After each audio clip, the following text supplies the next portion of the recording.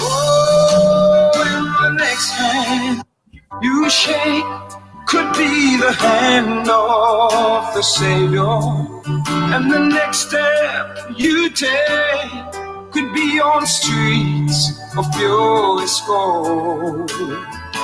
Yes, the next meal could be the marriage supper. Thank you, Lord. And the next move you make could be blessing your soul. Hallelujah. I know some of you might have been on the battlefield for a long, long time.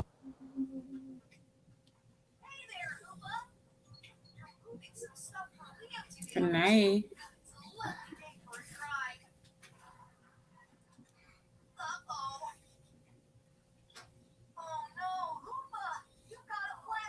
Well, then we're going to sing us some Jamaican songs.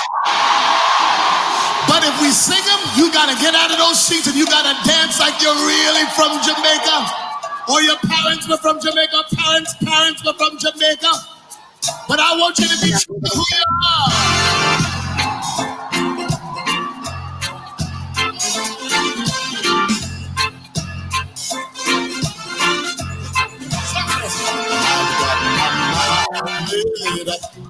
And I won't turn, 'cause I want to see my Jesus someday.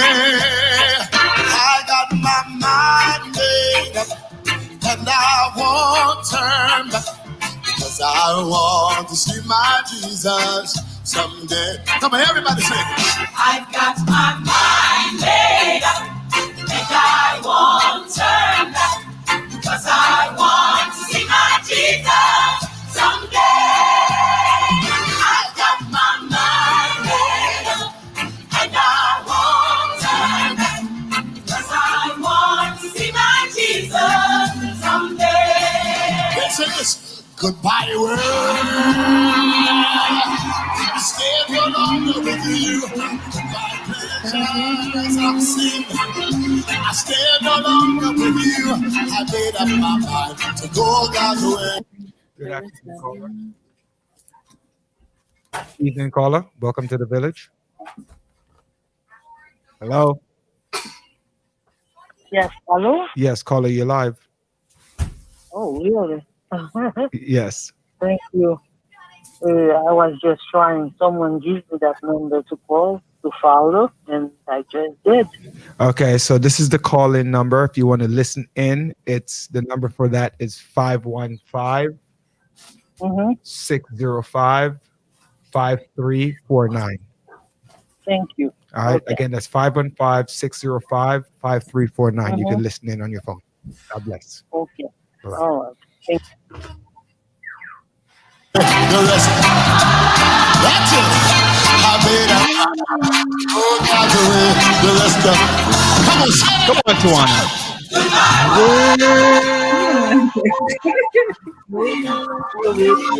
Come on, let me hear you.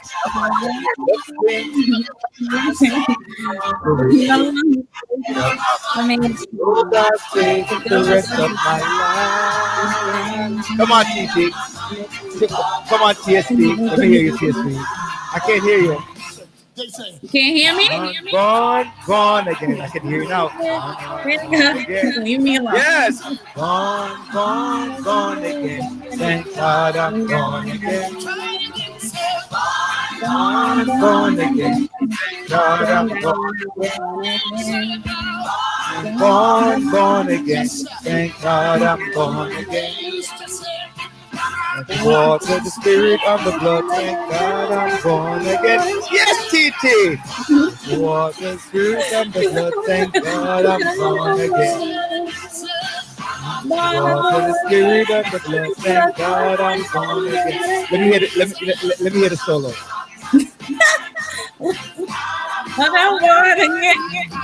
My made up.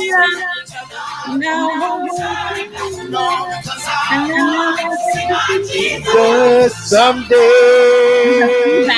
It's not gonna sound good. My made up. See my Jesus someday. They used to say, I'm under the rock. Rock is higher than high. You will guide me. I am under the rock. Don't tell my enemies I am under the rock. I am under the All right, so I'm gonna, ladies and gentlemen, I'm gonna pause this because I just want to give 2 minutes up. I give them all to you. Actually, not even 2 minutes, 1 minute. But I'm gonna get a chance just so you hear it because we have a long show tonight. And I give them all to you by who? Whitney Houston? I give them all to you by Annette Hall. Whitney Houston. Oh, I'm sorry. I thought we was Grace and mercy. Hold on, that's not it. So welcome to the village. This is Roderick Daly along with Tawana St. Paul, our producer Andre Doman.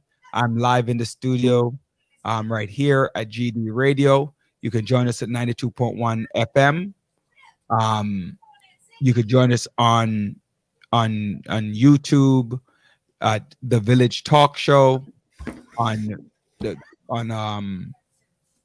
where was I? On 92.1 FM, GD Radio.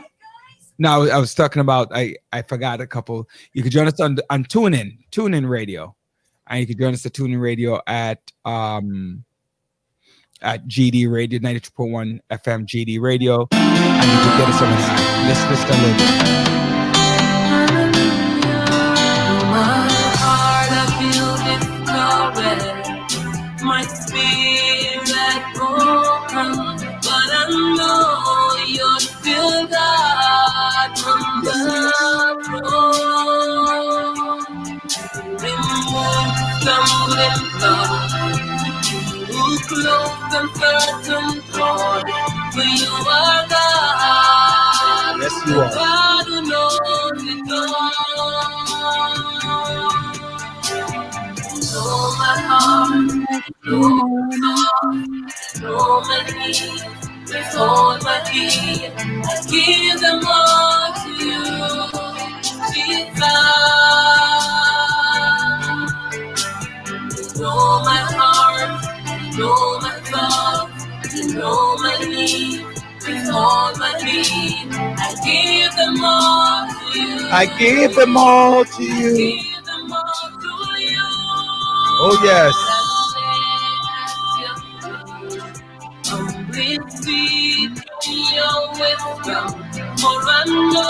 Yes, I know. You can do Roger, that's your solo. Yes. the struggles are red. The mountains so high. You are Yes, you are God. I give them all to you. Grace and peace, blessings to every single one of you out there. I see all of you on Facebook. I just want to give a nice little shout out on Facebook. Thank you, Jillian, Donna, Michael, Dervin, Akia, Damien, all of you. If I missed somebody, sorry. Joanna, Chris, Takia, all of you are joining me on Facebook. And I know I missed some names because I know that I see more people out there who are watching and are liking. So Matthew, grace and peace to you, Matthew, for joining us again. On right here on The Village. The Village. It's all about community empowerment and development. The Village is dedicated to empowering the community to live a healthy, safe, and financially capable life. Helping each one of us in realizing our dreams at any age, any point, starting from today. Success is not just spoken, it is done. What are you doing to be successful? So, and you can reach us. Thank you for everyone who's joining us. But we really want you to start looking at our YouTube station on YouTube, The Village Talk Show. That's really easily accessible, or right here on Facebook. Because again, and we want you to share the link with everyone. Because the more you watch, the more you share, the better the programming. We're brought to you live from Grace Family, and our main sponsor, Grace Family Services, and providing things for our community. We weren't on last week, Tawana. We do have a little bit of short time to talk because our first guest is getting ready to come on. So let me just ask, how was your Thanksgiving? What did you do? My Thanksgiving was great. I spent it with family, of course. And yours? It wasn't bad. It was actually pretty good. Honestly, it was the first time that I literally only had Thanksgiving dinner with just my immediate family. So it was myself, my children, except for one. He went over to his mother's house, and I was trying to get him to come over, but but his sister came by, and that was great. So it was good. It was very festive. Not what I'm used to, but you have to scale back on people. I wanted a large one. My wife is like, no. So that's how that goes. How was your weekend? Did you do anything special over the weekend? No, everything special is gonna happen this weekend from my birthday. So when is your birthday? I didn't know it was your birthday weekend. You didn't tell me. When is your birthday? yeah, I like not to tell people because when they find out, then they have to do over and beyond. Especially you. No, it's Saturday. Oh, the 5th. Yes, the 5th of December. Yeah, that's why your head's so tough like my grandmother. My grandmother was the 8th. Oh, it's why is talking about birthday? All the best women are born in December. We birth great men. We birth and we train great men. First of all, what is it, 21 or 22? Are you looking? And Tawana, you're gonna be 21 or 22? I'm sorry, I was just dealing with Jaden. No, I'm not disclosing my age. I thought you were gonna be 22. I'm not disclosing my age. What is 22, 12, 42, 72? Before I even say a couple of things that I want to say, when I always tell people there are two reasons why people don't tell their age, especially women. There are two, right? So I'm gonna tell you both of them, and I'm also gonna talk about the one in the pocketbook too while I'm at it, and then I'm gonna get our first guest on, right? So women don't tell the age for two reasons. One is childbearing. It's century old, because at some point, if you're a certain age, you expect to have children. So women would hide their age in order to get married. So the older you get, you'll hide your age because you wanted to have children and a family. Now that doesn't really play a role because look, Janet Jackson was 50 when she had her first child. The second one was also because of what is it called, slavery for Black women especially, and the selling of slaves. They would hide their age in order to get them sold. So when a woman says when a person says I'm not telling you my age, it's actually a negative thing for a woman. Just like the concept of I don't put my bag down on the ground because I'm going to be broke. Well, a rich person, the reason why people don't put their bag down is because they can't afford a new one. Because the first one was so expensive that they can't afford the new one. So therefore, a rich person just goes out, and I see it all the time. When you talk upper echelon, they just take the bag and put it down. Because you know what? If these get destroyed, I'll just buy a new one. I do understand, though, don't put the bag in the ground all over the place, because then sometimes we put the bag in our bed. So we have to have better hygiene. Y'all heard all of these things Roderick said. I'm not disclosing my age because that's a private matter. Okay? But you guys are free to wish me happy birthday. And that's all I said. The last time I went outside, the people was like, you 15? So you guys are free to wish me happy birthday. Happy birthday to you. Sad birthday. Sad birthday. Two sad things, and then three sad things. Today would have been my aunt's 76th birthday. Auntie France. So God rest her soul. She was a great woman. We also lost last week. We lost a stalwart of a person in David Dinkins. He was the first and only Black mayor of New York City from 1989. He was elected in 1989, so technically he served from 1990 to 1994, but depending on what book you look at, they say 89 to 93. So our condolences in the village goes out to his family, and also and then happy birthday to you, to Tawana. My twins will be, their birthday's on Monday, actually the 7th, and another good friend of mine, Shane, his birthday will be on Monday as well. So a couple of birthdays out there. Happy everyone that we might have missed. If you have a birthday, shout out to all of you. Thank you again for joining us on The Village right here, 92.1 FM with Tawana St. Paul. We have Tawana St. Paul. We have Andre Doman, our producer, and it is great to be in studio, to be back with all of you. And we want to welcome immediately our first guest, Chris Horton. Hey, Chris, how you doing? I'm well. How about yourself? I'm doing okay. I feel good to be right here live in studio, kind of like keep my mind off things and things. So that's a good thing. Makes sense. Happy early birthday, Tawana. Thank you. Yeah, look at that smile. I'm like, wow. Right? So what we doing? Wait. I'm sorry, Chris. What are we doing for our birthday? What are we doing? I don't know. I'm gonna have my assistant book that flight for me to get out there from Cali. You know what I'm saying? See that? Look. What are we doing there? We want to know if we should be flying up, driving up. What should we be doing, T? That's the Chris is too. always flying, so I guess we're gonna be flying. Right. I guess I'm not invited. All right. Thank you. Thank you for that nice way of easing me out of the invitation. I got you. No, he's always flying, so he's gonna book the flight. Book us a flight to Texas. You're right, though. You're right on that. He's always flying. I was talking to him the other day. He was in Ohio. So I got to catch a flight to California. I'm like, all right, Chris. Yeah. I want to be like Chris when I grow up. Oh man. Yeah. So, welcome to the village. Thank you. And I know that you have a lot of stuff to share, and I don't, sometimes we get too carried away and then we run out of time, and I know you have another scheduled meeting coming up. So let's get cracking. Let's start talking a little bit about first of all, let's introduce yourself to our audience. Sure.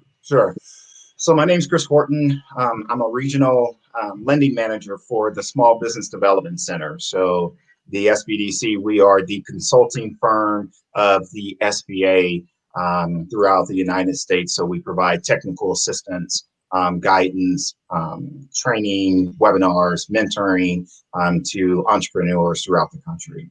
The second hat I wear is I am with the State Guarantee Program through iBank, and specifically with the NorCal Financial Development Corporation, which is how I came about being introduced to you great folks here, was through Sanford Livingston, our CEO there. So I'm the chair of the Loan Default Prevention Collaborative, and basically what that means is when we extend funds to a business, we monitor the performance to mitigate any exposure of risk to our portfolio. For the layman, what does that mean? So basically, that's if we loan you money and you can't repay us, I'm monitoring that you are going on a downward slope and may have financial challenges to pay back your loan. So I'm trying to prevent that for you and for the state. Gotcha. Yes. So, let's talk about the small, your company helps small businesses. Is there any specific type of businesses that you lend money to, or is it all? Is it racial? Is it minority-owned, Black-owned businesses? Women? What are you looking at? Sure. It's a great question. We, if you need help, we're here to help you, regardless of what industry you're in. Well, let me take that back. So we don't do. We're not in the cannabis business, so we can't work with that. It's federally not approved. That's a booming business right now. What do you mean by that? I am much in agreement with you, but the federal government don't seem to want to allow us to work with that just yet. So, but that's just a restricted industry. We do have some lenders that will, as long as it's more hemp-based business that you're doing as opposed to touching the flower of marijuana. So there's a small window that can be helped. But basically what we're looking for when you're talking about lending capital to a business, we're looking for businesses that have the character, the credit, the collateral, the ability to repay. So as long as you're not in a restricted illicit industry, then we'll lend to you. You can be a startup, an entrepreneur, a sole proprietor, and it's just you and your business and your idea. Or you can be a company that has 20, 30, 40, 50, 100 different employees, and we'll help you as well. So our primary focus that we're looking for is ability to repay.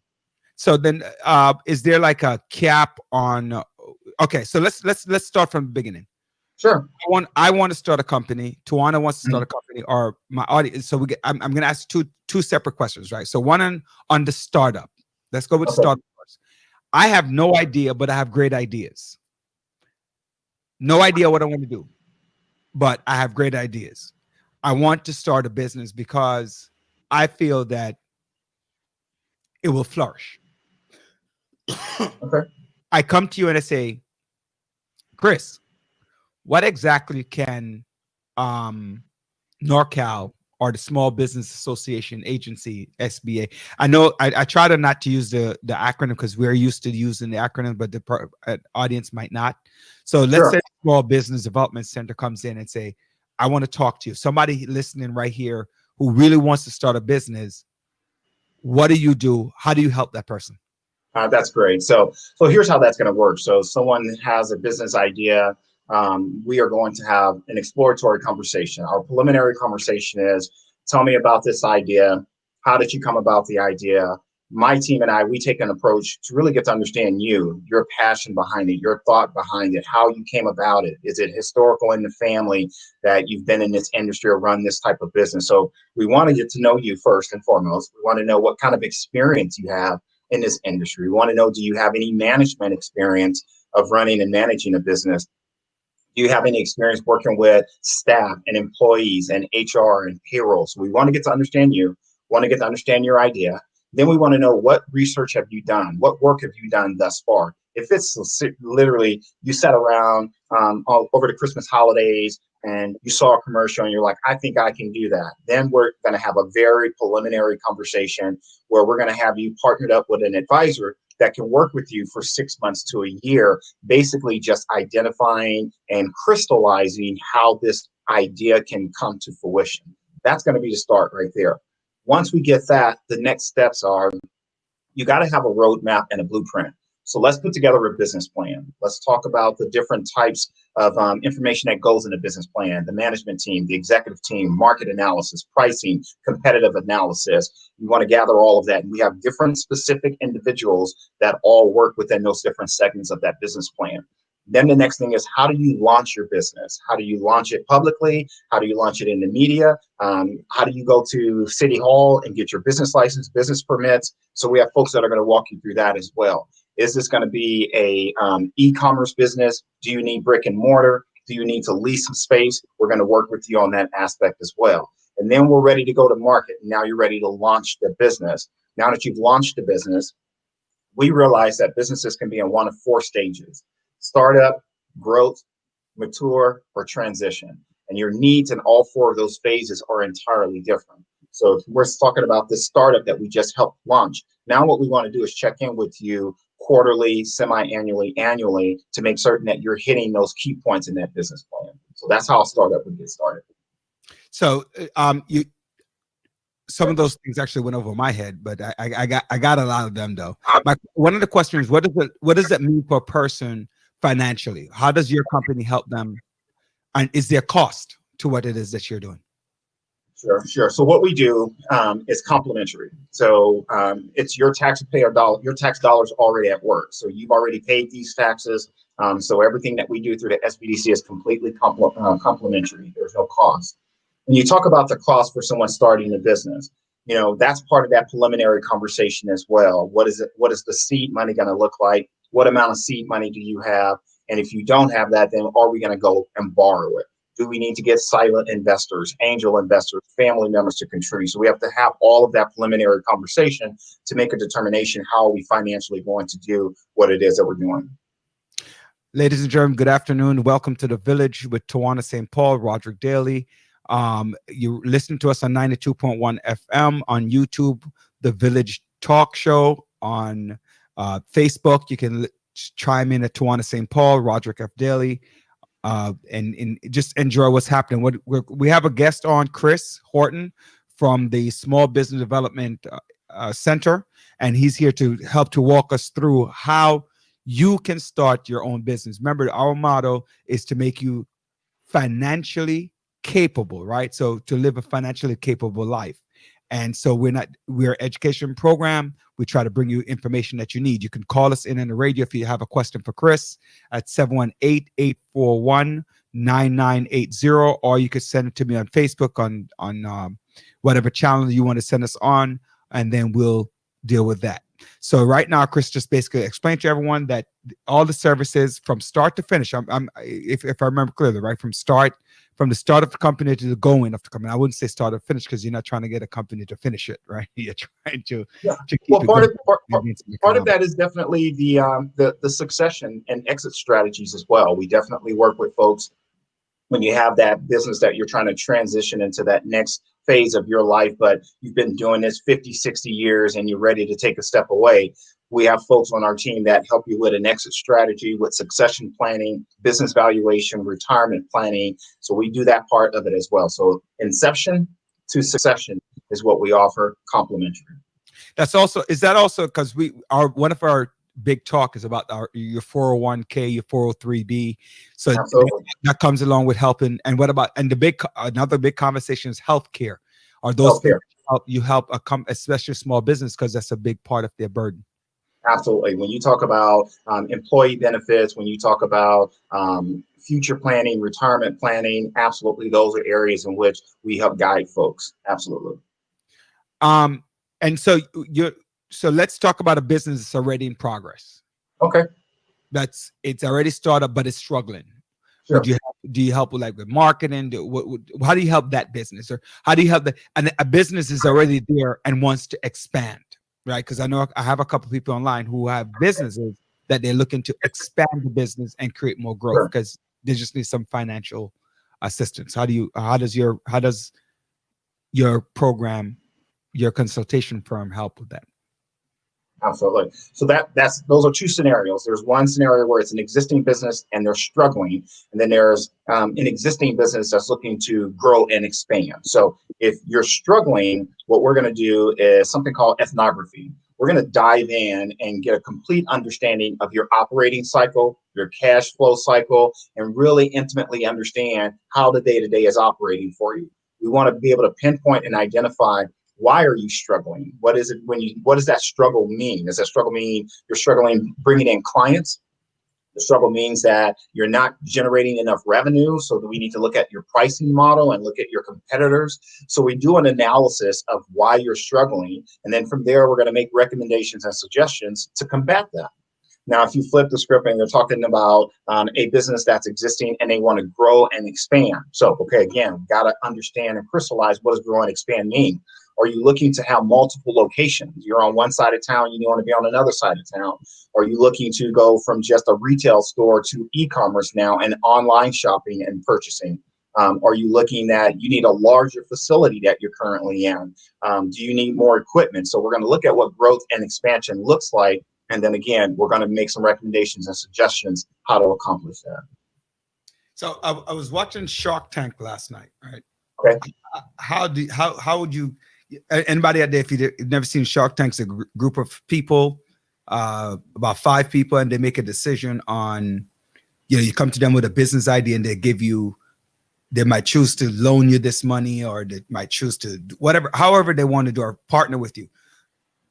Let's take that idea and bring it back to the small. How does that work for you guys? Like, I come to you with a business idea. How do you financially help somebody with that idea? Growth, sure. Company that's in session, or company that's starting up? Sure. So we're going to take a look at what it is that we're attempting to accomplish. So if you're on the startup side, if you don't today meet the qualification to get traditional lending, get alternative funding, then we're going to have to look at, okay, do you have family members that you can get to invest? Have angel investors, which we have relationships with angel investors.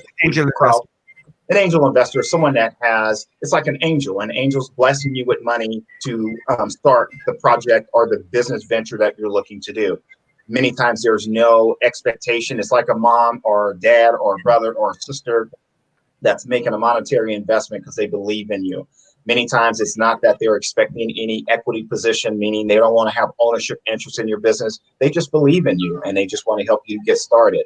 And so you have angel investors, and then you have venture capitalists and other types of investors that are out there, accredited investors.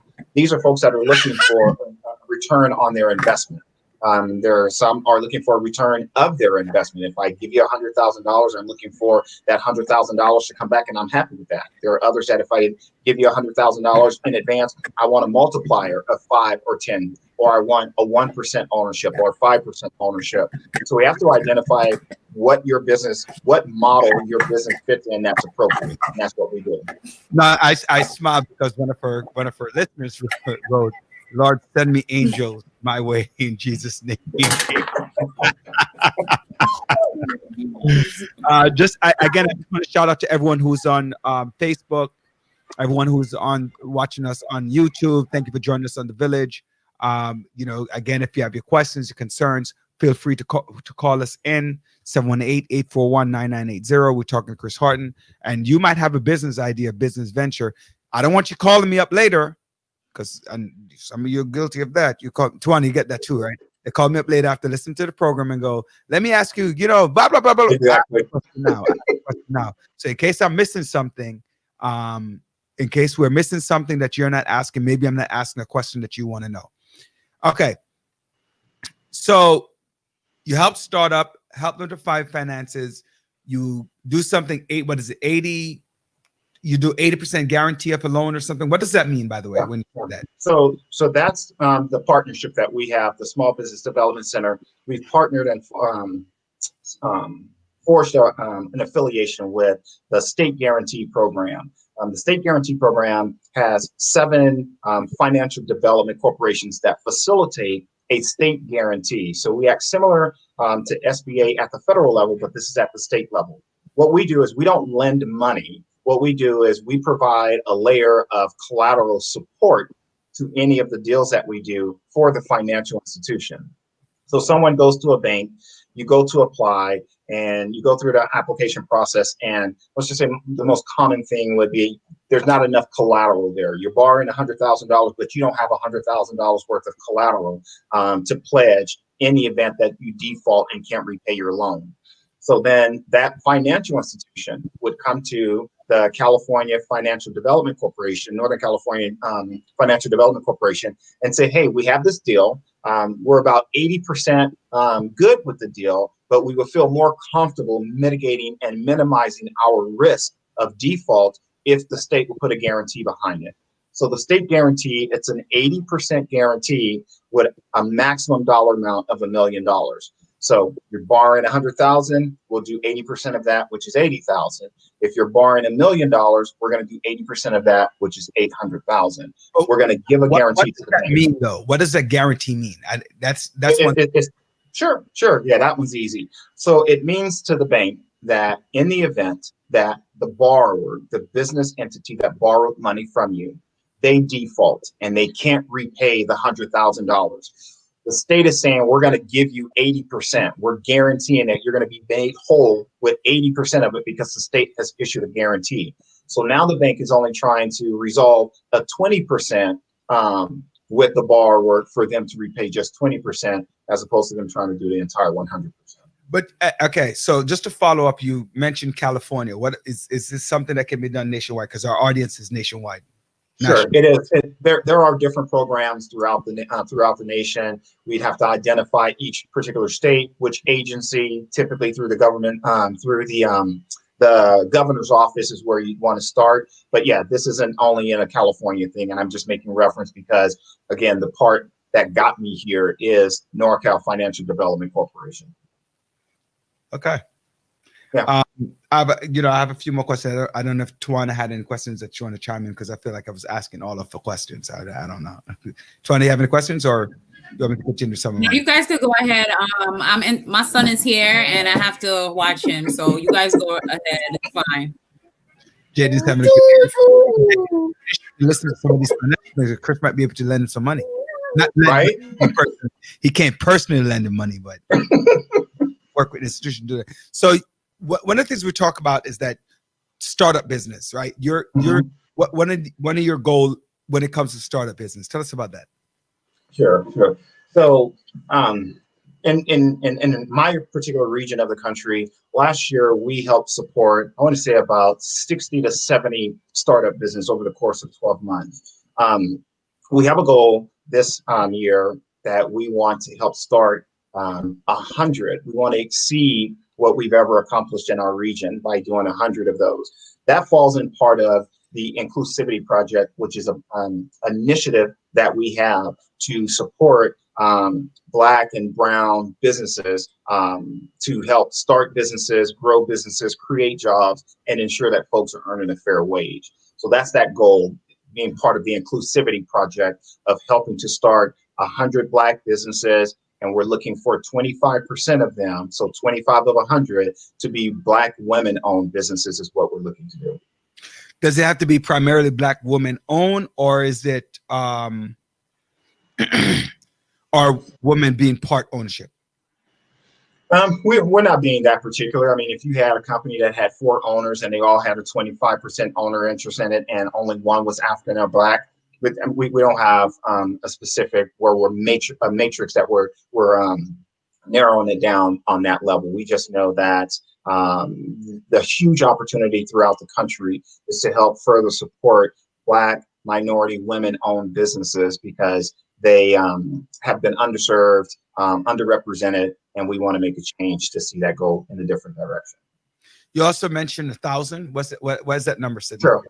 Sure. So the Inclusivity Project has been brought upon, obviously, due to what's happened in the economy and the country as a whole. So you got the coronavirus pandemic coming into play. You got social, racial injustices and inequalities happening across the country. And so our call to action was, how do we be a solution? And part of that solution is going into Black and Brown communities and encouraging them to challenge us, to challenge this institution and this organization that's called the SBDC, to be a resource, to be value add, but be proactive. So our Inclusivity Challenge is we proactively want to come to the Black and Brown communities. We don't want to wait for you to reach out to us, because what you don't know, you may not know about us. And so then it's just this big kept secret, right? So we want to invite 1,000 Black entrepreneurs to join the SBDC ecosystem.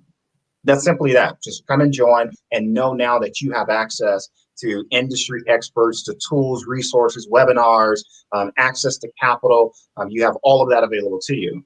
The next part of the challenge then is we want to actually help to finance $100 million for Black entrepreneurs. And that's starting a business, growing, expanding a business, purchasing equipment, purchasing real estate, whatever that looks like. But we want to make certain that we finance business for Blacks, and that number is at $100 million. The next thing is the 100 businesses that we want to start. So we want to start 100 brand new Black-owned businesses. And then 25% of them, we want to be women-owned businesses. So what does that mean for $100 million? I mean, what does that mean? Like somebody, I want to do a business. I come to you. How do I get a piece of that pie?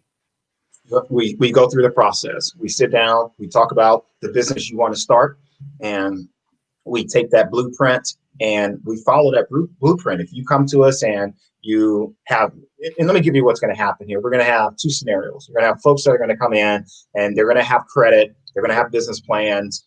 They're going to have strong ideas. They're going to have a market niche, and we're going to be able to easily place them somewhere to get financing to support whatever they're looking to do. Then you're going to have the other side where folks are going to come in. They're going to have no business plan. They may have some industry knowledge and experience. They have low or poor credit. Let's see here. Low or poor credit. They may have debt that they have outstanding. So we're going to have to work with them. We're going to have to get you a credit counselor. We're going to have to do some debt restoration, debt consolidation. We're going to have to help you draft up a business plan. You're going to have to crystallize your business idea. And then from there, we're going to help position you to apply with a financial institution in a more favorable situation as opposed to you doing it on your own. So we got $100 million. We can do 100 transactions of $1 million each. We can do transactions of $50,000 micro loans for small mom and pop owner operators. All we know is at the end of the day, we want to say that we've been able to inject $100 million worth of capital into Black businesses. What are we looking at when you talk about, like, these are loans, right? So are these like compared to the stimulus loans, where if you do this, it doesn't have to be paid back? How do you, that kind of conversation? I see that. So one of our audience is asking, is this free money? No, it's not free money. So when you talk about a loan is we're lending it to you with the expectation of getting it back. A grant is we're granting you the money based on some criteria that was set by an agency, and you met that criteria, and there's no expectation that you're going to give that money back. So there's two different things there. So there are grant monies, and there's grant money available as well. There's tons of programs across the country that's also offering grant money, and grant money not just because of COVID-19. Outside of the COVID-19 world, there's economic development agencies and organizations across this country that does that. And that would, and obviously you would, as a part of your small business, you will help somebody to get to grants. That is something that we do. Yes. There you go, Matthew. You got an answer. All right, Matthew. So now I think this is an amazing opportunity, because when I had my business a couple years ago and I tried to get a loan, because of my age, and also we talked about that earlier, and me being young in the business, it was hard for me to secure a loan. And now, due to COVID-19, and as you touch on the racial issues that we face, this money is being given to at least 100. You want to start 100 new businesses and help 1,000 Black-owned businesses, especially women in businesses. I think this is an opportunity that we need to run with, and this is one of the changing of the tides that is now rising. So I think this is a great opportunity for a lot of people who are interested and had ideas, because in spite of it being a loan, you provide a lot of support. As I hear you talk about marketing, roadmaps, going over to see if you're sliding, if you're not making the money to repay the loan. So it's not like you're being left out there like, it's not like you're being left out there like before, where you were given the money and you have no support to make sure that you gain a profit to repay the loan. Totally. Yeah, that's dead on to one of what the vision is. Well, as we move forward, of redefining what we do and how we do it. That's the problem. You get so many small businesses that start, and statistically they're already up against a challenge, and then they don't succeed and they don't excel. Well, what we want to do is we want to minimize that as much as possible, where we have the ability to do that. So it's not about just helping you get the money, but it's helping you perform with the money as well, and strategically grow and expand organically, so that you're not dependent upon outsourced sources to fund your business operations. So I asked this question earlier, so I'm going to go back to it a little bit. And again, ladies and gentlemen, thank you for joining us right here in The Village, 92.1 FM, Tawana St. Paul, Roderick F. Daly on Facebook. On YouTube is The Village Talk Show. And wherever you are in the world, Jamaica, Florida, Bronx, California, Ohio, wherever you are, listening to us and how you listen to us, we appreciate all of you. And thank you for reaching out on Facebook and saying hello, saying what's up. We're talking to Chris Horton about if you ever thought about owning your own business, if you ever thought about, especially at a time like these, he's here giving you the right tools, and he's the man to help you from start to finish, where you have a lot of free consultation, and then you also have things that could even help you to gain capital to start your business or to maintain your business. Not just to start, but to maintain. If you like looking for your business to expand, or you're looking for your business it's stalling right now because of whatever the reasons are. And so he's there to provide that. So which would be, which that's great, right? That's great for a lot of people. How do people reach out to you? Absolutely. So if they're looking to reach out to me, I'm happy to provide my direct number, my email, our website. We have a couple of websites. We just launched a new one specifically for the Inclusivity Project. It's actually being launched today, probably right as we speak, because they knew I was going to be on the show. And we wanted to give folks a place where they can go. So if they are looking to connect with me, they can go to theinclusivityproject.com, and that'll bring them directly to this program that we're offering. So TH? It's THE, inclusivityproject.com. Okay. Everybody got that? All right. I have a couple other questions that I want to ask. So again, going from the national level, your organization will work with their local organization, right? Is that correct? Absolutely. So if someone, I'm based out of California. So if someone in Texas wanted to start a business, heard about the SBDC through this conversation, all folks need to do is just go on to Google, whatever web browser you use, type in America's SBDC.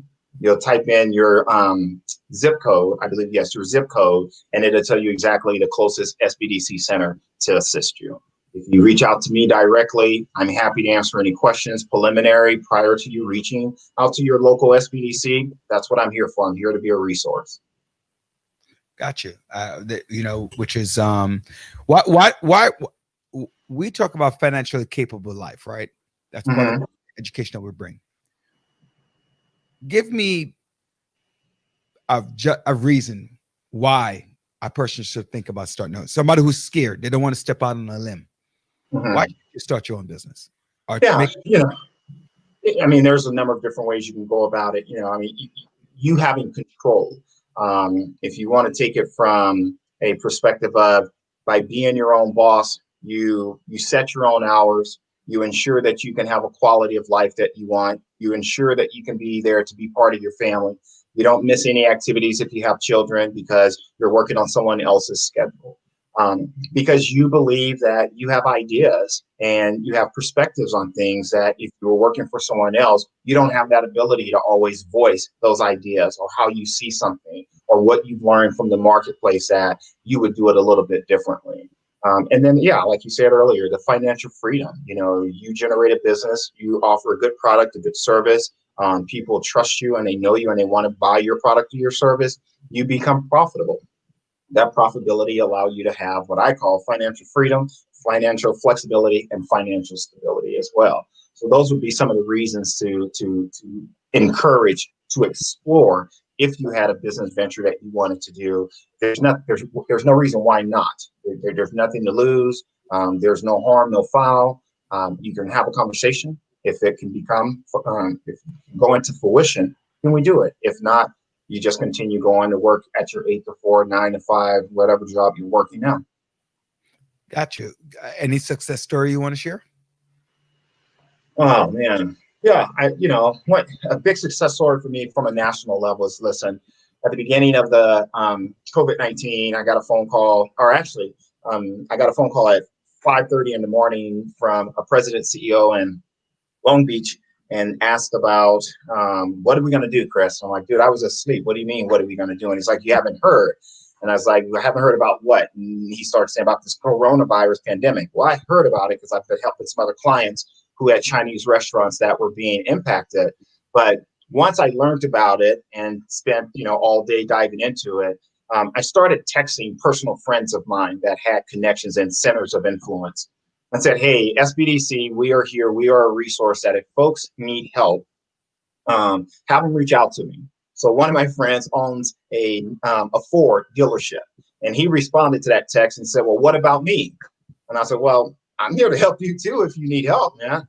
And so the Ford Minority Dealership, it's a national organization, and they had between 160 to 170 different dealerships that are all minority owned across the country. We're all being negatively impacted by this coronavirus.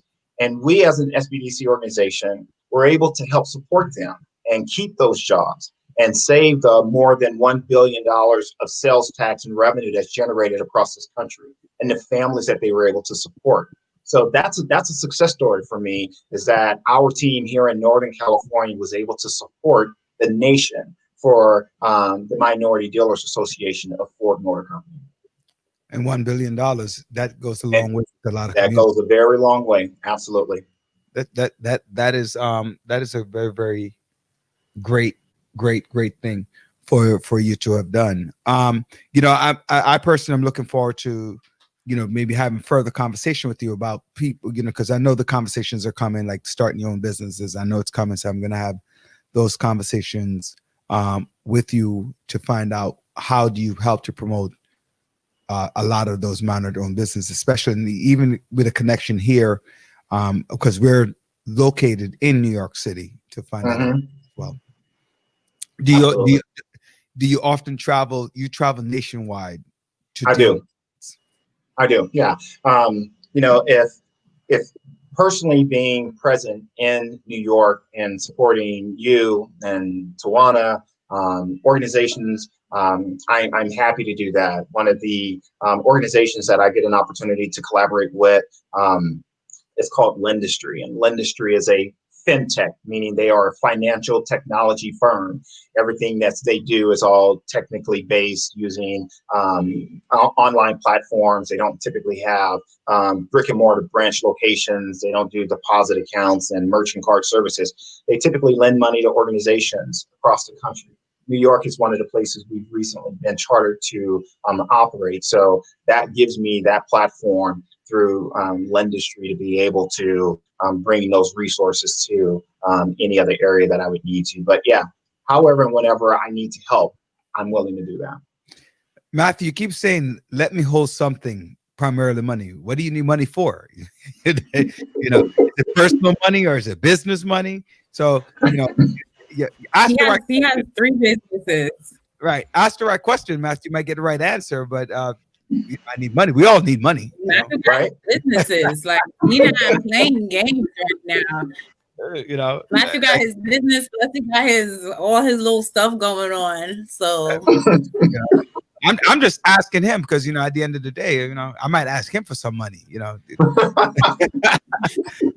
he might be my angel. I don't know. See, he stopped writing.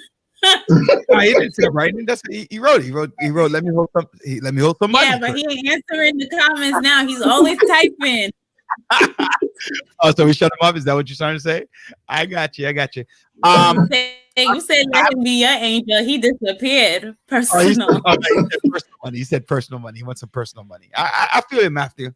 I feel. That means that you have own money. So Matthew, I need some personal money too. All right, Chris, you need some personal money from Matthew. Now you know what? I'm good on that part. I'm all right. I try to stay out of that. You sound like Matthew right now. All right, I got you. I hear you, a bunch of rich people. I want to be like you when I grew up. One of the industries that is suffering severely right now is the restaurant industry. Oh yeah. And want to talk to you about that. Do you? Okay. I always concerned because I see a lot of restaurants folding, a lot of people are perishing. How does the Small Business Development Center or the Inclusivity Project help people in those regards? Ooh, sure. Wow. It's 8 o'clock my bedtime yet. What's going on? So we do a number of different things. So one, we have a specific dedicated division, called our restaurant division, restaurant, food and beverage, hospitality division. So you got folks that are actively in that industry, know what's going on, know what's happening with laws, regulations, and legislation that's impacting them during COVID-19.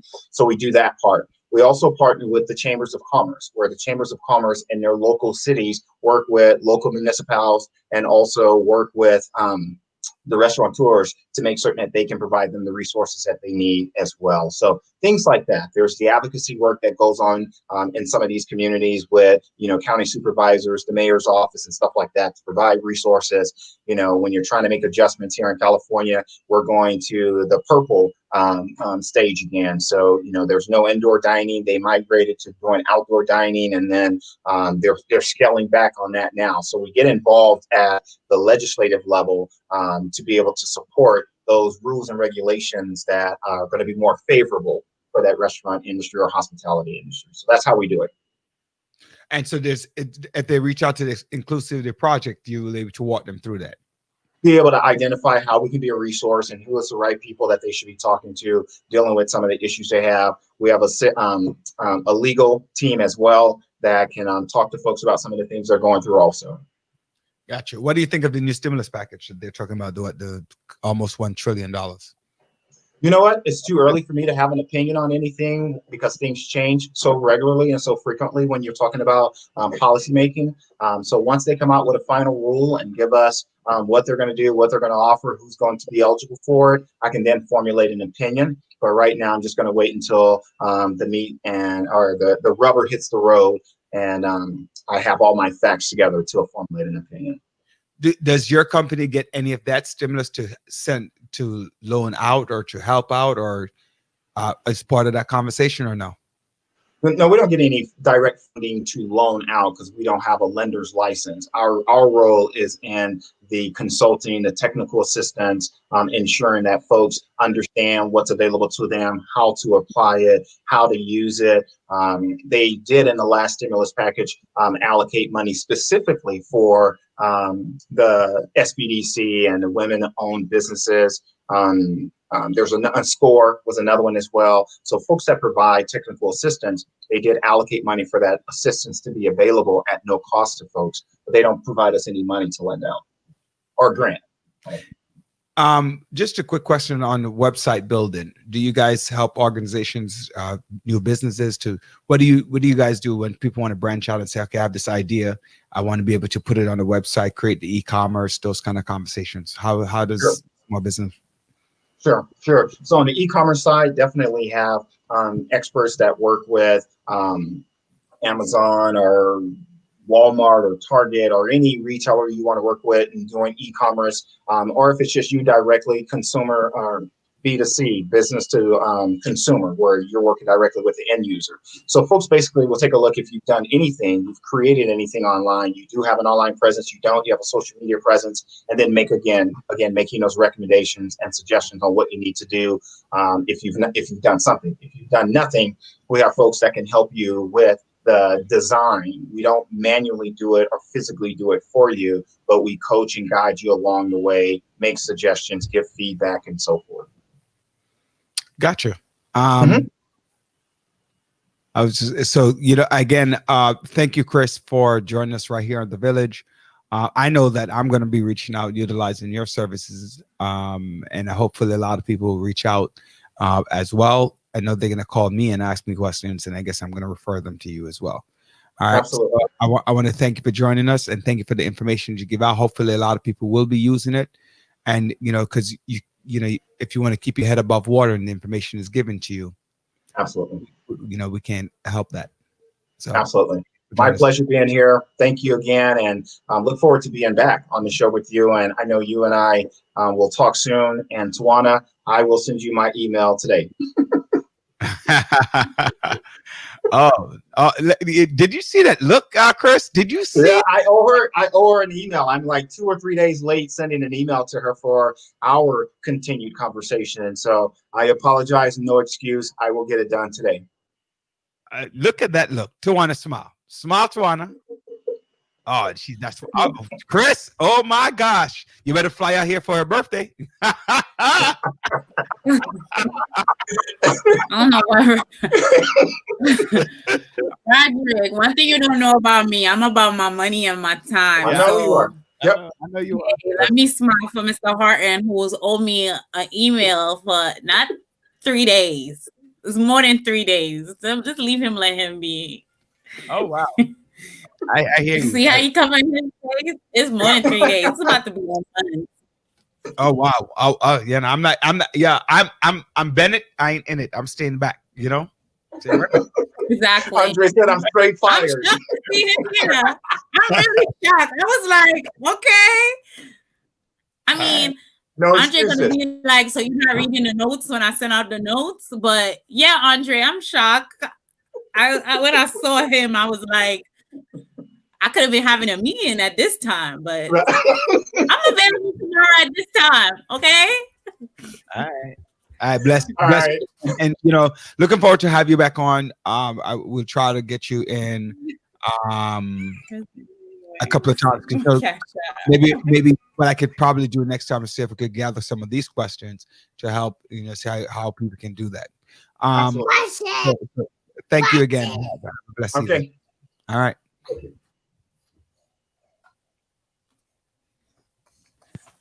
Yeah. That was actually very informative, Tawana. Hopefully a lot of people are going to be utilizing that. So a lot of those resources that Chris put out there for people to be able to use for their small businesses. All right. So couple of things. I'm so sorry. I'm between co-hosting and mothering, and I mean, if I say no, I can't come tonight. I'm trying to be here.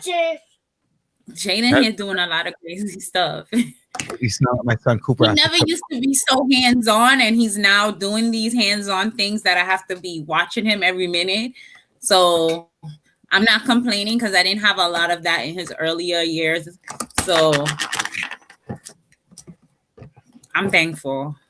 At least I got a baby to watch. So that's why my phone, this is on mute. So I apologize. But talking about small businesses, I'm having to all my listeners, we're having this mini Christmas photo session coming up. So, you know, if you guys are interested in taking pictures for the holiday season, I'm working with a local business to, I'm going to put it up.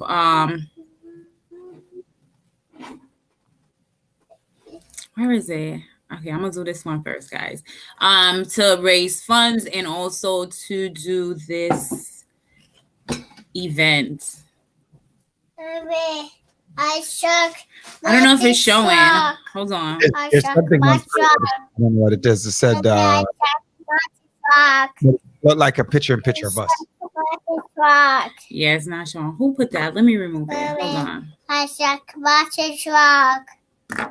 I said monster truck. Okay, you want to watch your monster truck?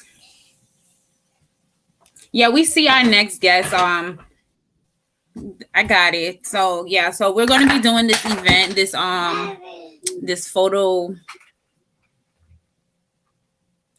One second, guys. This Christmas photo shoot.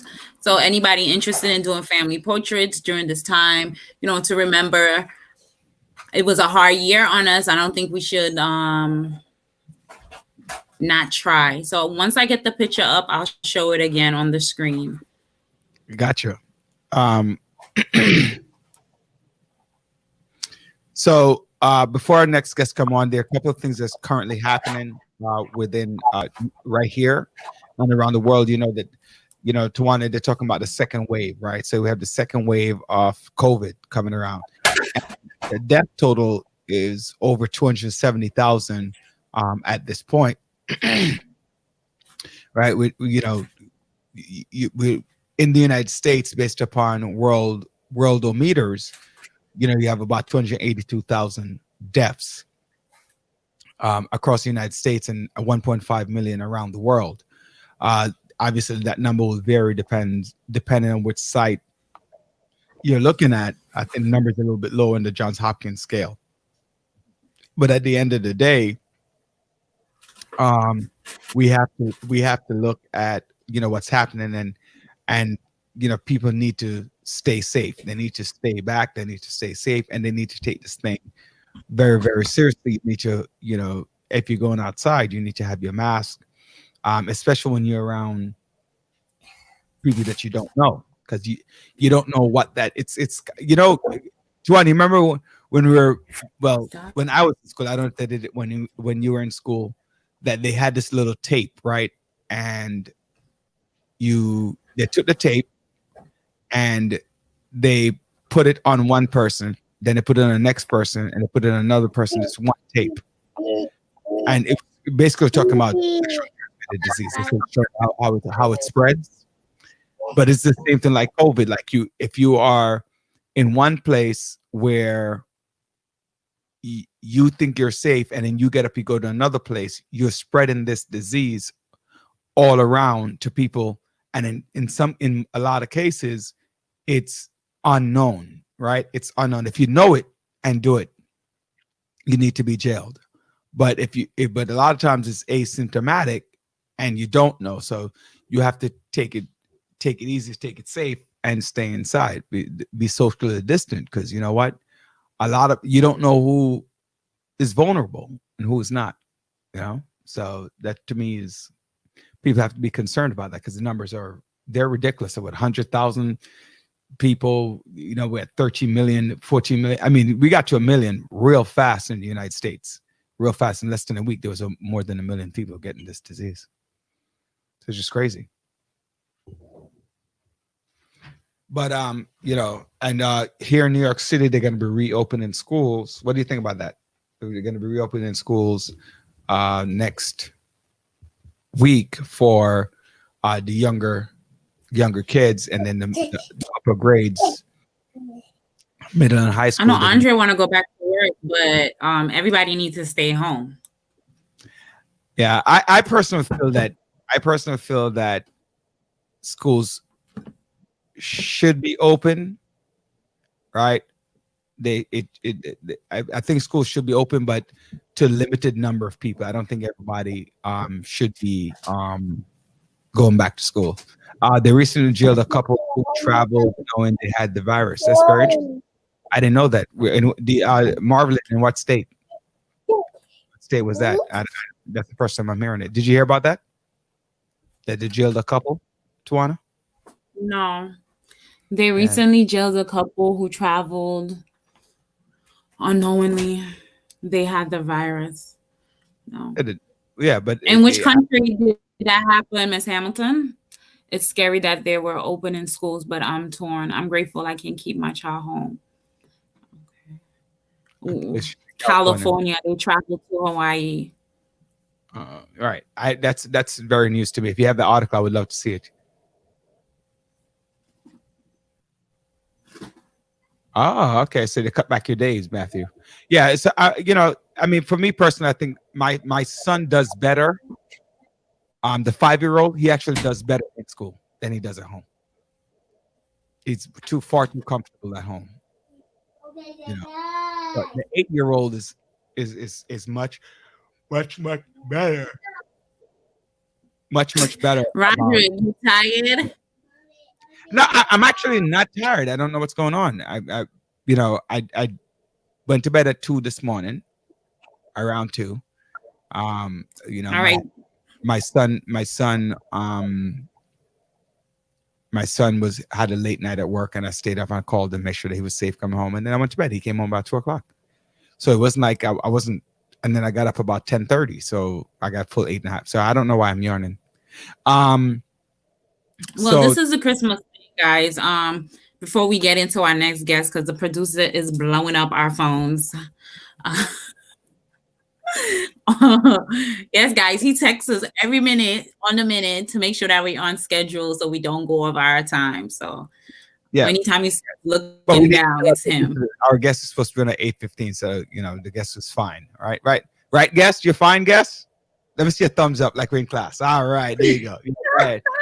Andre, the guest is fine. I got it. Yeah, you're saying so about this is the package. He's offering 50% off a mini Christmas sessions. The sale prices is for 5 people or less. For one set, you get to pick your set of which backdrops you will like to take pictures with your family. This is a great opportunity to take pictures, to remember this year. It was a trying and tough year, guys. Also, I'm pushing it because I'm a single mother. I don't work, so I'm gonna get a little booking fee. All right, so guys, come on. What does it mean to wanna? Is it 50% off 125 or No, 125? so these are the sale price right now, 125 after the 50% came off. Okay. And what it was mean? 2 sets of 35 minutes. What does that mean? So Do you that's know? the set, which is the backdrops, which you see at the bottom, guys, the different backdrops. We don't got a pointer. I would have pointed. So the I got- set, look, you got it. All right. And then if you do 3 sets. So Roger, if you know you got a big family, you could book 3 sets, 8 people or less, and we could put the entire daily. Tribe. You got jokes? You got jokes. No, All right. I'm trying to get some bookings. Like I'm selling, like my sales skills. We'll work on it some more. You and me and my tribe. I've been talking to my wife about family picture. I don't think we have never taken one. No, I don't think we have ever taken one except outside of the wedding. So maybe yeah. All right. I'll think about it. I'll talk You to have her. to book you for the 15th, okay? I'm gonna make sure you get it done. Yeah, I hear you. Like, go ahead and spend my money. You sound like my wife. Yeah, spend my money. All of these shares and all of these great investments you got this year. This is what you did it for. Wait. Speaking of investment, we didn't get it done. Hopefully we'll get it done for next week. But if I don't have a lot of time to go, so we'll go back to it after our guest. But if you actually did the stocks that we had suggested, from when we suggested it, you would have made a killing since May.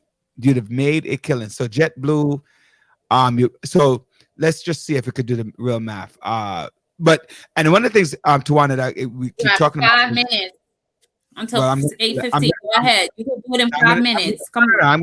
I'm gonna do less than that because we're gonna come back to it. I don't want Della's been on for a little bit, so I'm gonna go to her, let her start a little bit earlier. But we always talk about portfolio, and portfolio basically means your list of stocks that you have that you're working on, right? So some stocks, so for example, JetBlue in June, I know in May, I don't know the numbers in May, but in June it was $15.59. Today it's at $15.89. So you would have made 30 cents a share on that. So I'm not doing the math. So if you want to do the math for me, right? Yeah, you're gonna hear Marvelyn, because I told you need to be investing and you have not been investing. So that's not my fault. That's yours, right? So, but American Airlines has gone down. So American Airlines went from $20.31 to now $16.09, right? So that's about $3 and change. So far you're down $2.70. Delta Airlines went from $3.97 to $42.97. So from $36.97. So that went up $3.98. So now you're up again in your portfolio. Southwest from $40.59 to $47.82. You're up in your portfolio now by $5. Just on one share. I'm just doing one single share, right? So $5. If you did plug, right, it went from $7.57 to $23.85. So what's that? That's doing the math. That's about $17, right? At $16. So $16 and change, right? So now what am I up to now? So I'm up to $21. If you did NVIDIA, it was at $351 to $535. So it's about 100. I'm not doing the exact math again, people. Don't kill me on my math. $185. So now we're up to over $200 if you had done the stocks, as we had said. $321 on Apple. It's now at $422. Four times. What's that? 5 times 5 or 4 times that is at $488. So you're looking at $321, $488. So now you're looking at approximately $160. So now your portfolio is way over $400. So you've made over $400 on your portfolio. I don't know how much you invested because I didn't do the math. You can do both. Tesla, it was $898 in June, right? It's now at, if you bought it before at that time you'd have 5 shares. 5 times 600 is 3,000. So you'd have made $2,200 on that. So now you're up almost $2,800. Now I could keep going on these stocks, right? Right, Marvelyn, because you're listening. I don't want to do any more. Yes, I did do some investments. I'm not going to tell you to invest in. I'm not going to invest. But right, look at Moderna. Moderna went from $66, so you would have doubled your money. You'd have gotten 150% interest on your money if you bought Moderna. Novavax, what's that? $40-something, almost $50 on Novavax. Sanford talked about Louis Vuitton Moet. When he spoke about it, it was at $100. Now it's at $120. So you would have been $20-something, almost $20-something on that. Alibaba is up. What's that? $40. Dunkin' Donuts is up $106. So a couple of others that we talked about. So if you had done, I guess I'm going to try to get the math done for everyone to see it. But this is real. So just on this portfolio alone, just buying 1 share of each stock. A quick math here. Let's do rounding off. 35, 80. That's 70. 110, 18, call it 115. And I'm not going to do it. It's going to take too long. But if you look at it, if you had just invested a little bit over $2,000, you'd have made something over $3,000 on $2,000. And that's just approximately. So you'd have made more than 100% of your investment. So you actually could have taken out your investment and walk away with that money and still have this money working for you. So again, talk to your financial advisor about some of these things we were talking about. And we're going to try to work it out so you have an exact number. Let me bring our next guest on for this evening. All right. And then we could come back and talk some more. Less is more, more is less, less is more, less is more, less is more. Si se puede, no? No, Della? Sí. Yeah. What happened, Della? You lost the touch from back in the days? Si se puede, si se puede, si se puede. This is a very good friend of mine. And you know, Della Da Silva, Della Smith, and she goes by Della Smith. So we go way back a long time, and it's just a pleasure to have her on the air. So there's some issues that she got involved with about 4 years ago. But ladies and gentlemen, I just want to thank you for joining us on The Village. Thank you for joining us on Facebook at Tawana St. Paul, at Roderick F. Daly. Welcome to the Village.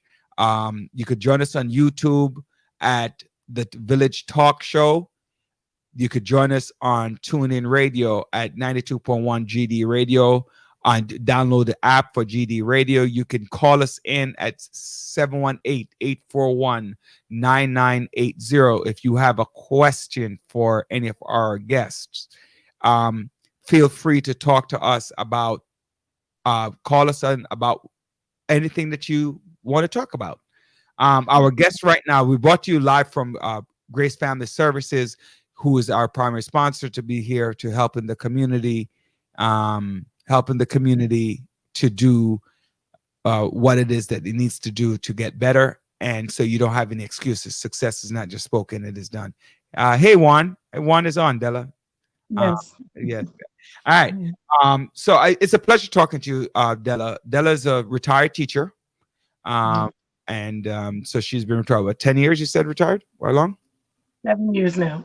Seven. No, and right. And so Della is a retired elementary school teacher who was doing that for a long time. Now she's taking care of her granddaughter. Tell us why you're taking care of your granddaughter. If you want, I mean, that's up to you. Do you want to talk about that? Why is it that you now are? Because there are a lot of grandparents out there that people don't know about. So go ahead. Yes. Good evening, all. I think it's very important to understand that when I retired, I did not plan on raising a grandchild. But as things happen in our lives, and if you love your family, and I certainly love my family, and I love my granddaughter, I had to take part in her life in raising her. So I'm raising a 9-year-old, so I'm parenting a second time around. And when I retired 7 years ago, I had no idea that I would be doing this. So I thought I would get involved with the Wounded Soldiers Project, but instead I found myself deeply involved with Katal. And I am a member of the Katal Center for Health, Equity, and Justice, and it's been almost 2 years now. And I got involved with Katal because I attended a senior center. I grew up in NYCHA houses in the Bronx, at Millbrook houses, but I got involved with the NYCHA Tompkins houses senior group because my friend was involved there. She lived there. So she invited me, and the rest is history. And in that involvement with the senior group, we had a guest speaker who came to give us information about Katal. And of course, he enlightened me. So that's how I found out from Shaka, a young man who was formerly incarcerated. He came and gave some very interesting facts, which I had no aware of. And so from that, I felt the urge to get involved because I have a young son who's also incarcerated. And the work that Katal is doing in helping us to organize within our communities, I think is so important. And that's why I got involved. And so right now we're campaigning with this Less is More New York. We're trying to get this act passed. It's been out there now about 2 years. And so it was, it's Less is More is a community supervision revocation reform act. And it was sponsored by Senator Brian Benjamin in the state, in the Senate, and also by Assemblyman Walter Mosley in the New York State Assembly. And so with that in mind, I said, well, what can I do as a community person? Well, getting the word out, that's what I can do, because it's my son now, but it may be someone else's son later. So just being able to communicate with families, getting the information out to them, building this collective power within our communities, directing people to the resources which are available to them, and ways that they can be assisted. And that's what Katal is all about. It's really getting that information out there within our communities to let people know that there's a lot that we can become involved with. And the fact that we are involving ourselves, we can bring about change, positive change within our own communities. And that's why I got involved with Katal. So, I mean, just for the audience to know this, her son is currently incarcerated.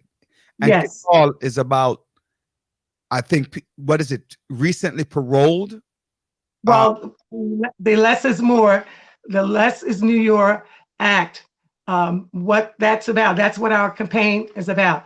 I am one of the people who are interested in this because when my son's parole opportunity comes about, I want to make sure that things are in place, that there's equity and fairness when you're letting individuals out, persons that are on parole. We want to make sure that they have a chance to reunite with their families. Of course, I want my son to be reunited with his family, with his daughter, and be able to rebuild his life and be able to be a productive member within our community and within our society.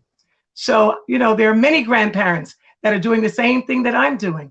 You know, we can't stop doing this because it involves so many families. So many families are affected by what's happening with paroles. So we want to see a change in parole reform, you know, so What that's. What are some of those changes that you are looking for? I'm sorry, repeat. You're talking about changes, and you talk about the Less is More campaign. What are some of those on the campaign that you're pushing for? 4 provisions. There are 4 provisions in the Less is More. And those changes that we want to see happen, first, we want to see that restricting the use of incarceration for technical violations, because this is what's happening. So many of the parolees are being reincarcerated on very technical, minor violations of their parole. Well, Like, we want to see. What would you consider? What would be considered a minor technicality? Yes. Yes, they may be 5 minutes late going to visit with their probation officer, or they may have a dirty urine. They may also have they may have violated curfew, but they have not committed any new crimes. And this is what Catal and the community is concerned about. You're talking about parolees. They have not committed any new crimes. And to see them sitting in the jails because of these, what we call new crimes, these are technical violations, we don't think that that's fair. And a lot of these violations could still result in jail time, but if it would be capped at a maximum of 30 days. So that was one of the provisions. So we want to restrict the use of just putting these parolees back in jail. We think that that's very unfair.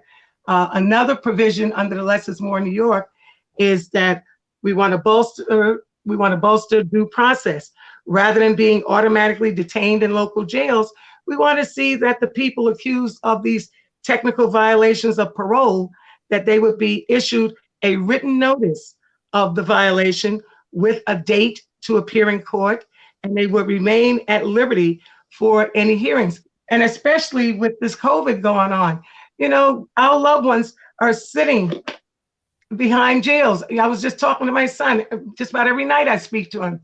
And I've spoken to other people who have individuals who are incarcerated, and they've only been given one mask for the week. And he tells me, Mom, I put 2 masks on. He said it's very real. He's only been tested once. So, you know, these are concerns. If you're throwing people back into the system, you know, and you have this pandemic going on, you have people there that haven't been given their due process, and their lives are in jeopardy. So as a family member, I am very concerned about that, as so many individual families are concerned about their loved ones. So we want to make sure that due process is given to these parolees. A third provision is providing speedy hearings, that persons under community supervision can be afforded a speedy hearing upon an alleged violation of their conditions of release. We don't want to just throw them in jail and assume that they're guilty. We want to make sure that they have due process. And the fourth provision under the Less is More New York is providing earned time credits for people under community supervision, that they would be eligible to earn a 30-day earned time credit reduction in their community supervision. So if there are no problems within that 30 days while they're out there on parole, then they can get 30 days off being on parole.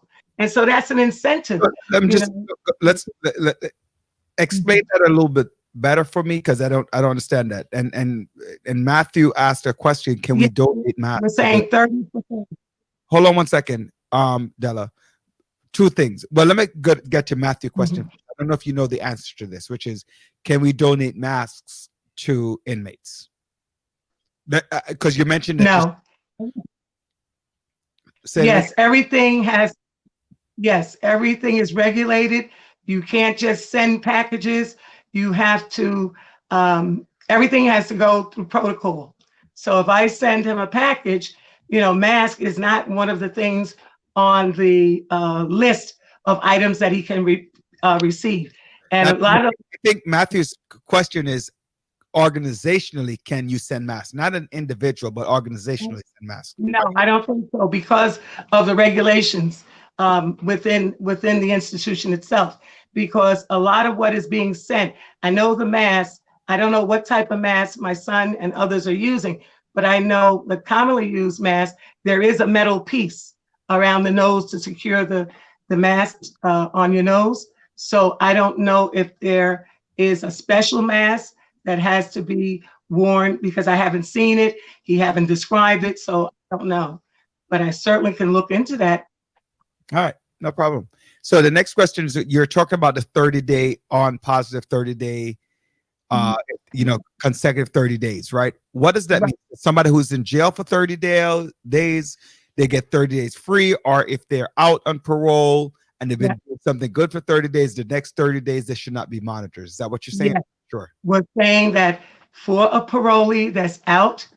He's done 30 days while on parole, and everything went smooth sailing.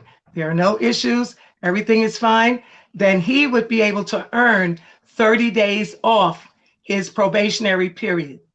So you went well for 30 days. Now we're going to take 30 days off the back of that probationary period. And I think that's a great incentive for people to step up and continue to move in a positive light as they try to regain, entry into their communities, being with their families. And many of them are out there trying to secure jobs, to be able to put food on the table for themselves and their loved ones. So I think this is a great way to get them going. 30 days, and they can earn that 30 days off their probationary period.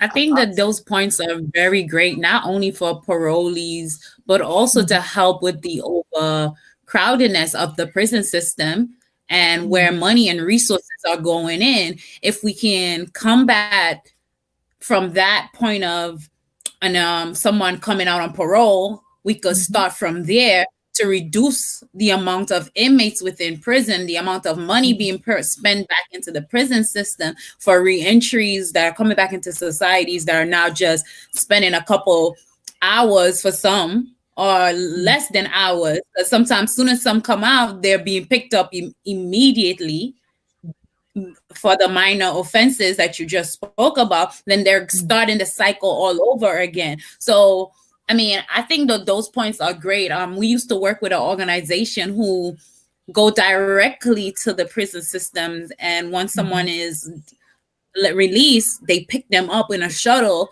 to avoid a lot of these things that will happen from someone getting a ride from family, taking the bus back, or whatever the case may be. But I think those points are very great, that it will also help in the budget and allocating funding in the right places. And as you say, and I certainly agree with you, as you say, that money of reincarcerating people, I don't know if you're aware, but as of presently, it takes $81,000, the state of New York, for one inmate, for security, for housing them, for feeding them, $81,000. So if you're putting these parolees back into the system, as you said, that money can be reinvested in communities before it gets to the point where someone is incarcerated, in terms of the education, in terms of various groups that can assist with redirecting maybe some of that inappropriate behavior that may be going on before it gets to the stage where someone has committed some type of criminal offense. So I think education is the way to do that. And as a retired educator, I think getting into those communities, getting into those schools, getting those programs, having that money in our communities where our young people have a place to go, where they can learn vocations, they can learn various trades. We need that. That's what reinvesting in a community. We have to revitalize our communities. And as a grandma can sort of step back and allow her son, her children, to be able to step up to the plate and do those things that is needed to rear their children, and grandma can assist, and it's very disheartening when you see so many grandparents who are out here that have a lot of these issues that they have to deal with. For example, there are approximately 35,000 people presently that are under active parole supervision in New York State. And they almost at any time, they can, their efforts to successfully rejoin the workforce and reintegrate into their families and their communities can be disrupted just by putting them back into the system. And that's just for a technical violation. And so that's what CATAL is fighting for, getting that information out.